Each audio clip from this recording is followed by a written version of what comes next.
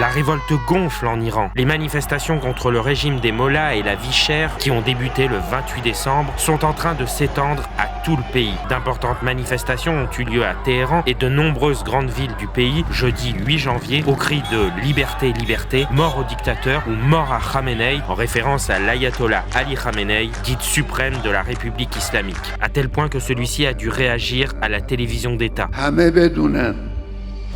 جمهوری اسلامی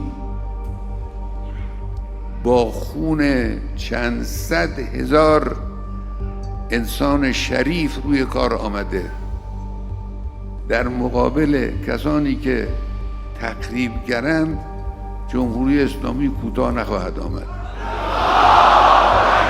Des images vérifiées montrent des foules de personnes à pied défiant le pouvoir ou d'automobilistes klaxonnant en soutien au mouvement. D'autres vidéos montrent aussi des rassemblements à Tabriz, dans la ville sainte de Mashhad, ville de naissance de Khamenei, ainsi que dans l'ouest du pays à majorité kurde, notamment autour de Kermanshah. Symbole de ces manifestations, une vidéo montrant une femme âgée qui crie des slogans anti-mollah, la bouche ensanglantée, fait le tour des réseaux sociaux.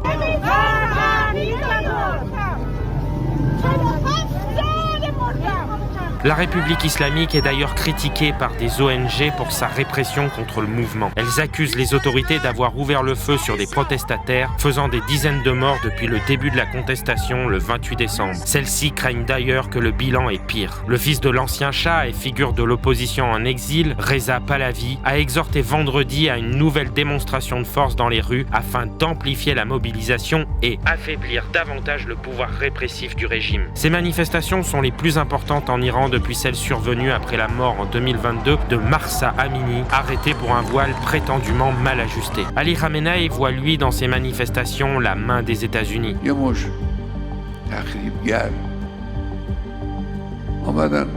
ساختمان متعلق به کشور خودشون رو خراب کردن. مثلا فرض کنید فلان ساختمان دیواری رو خراب کردن.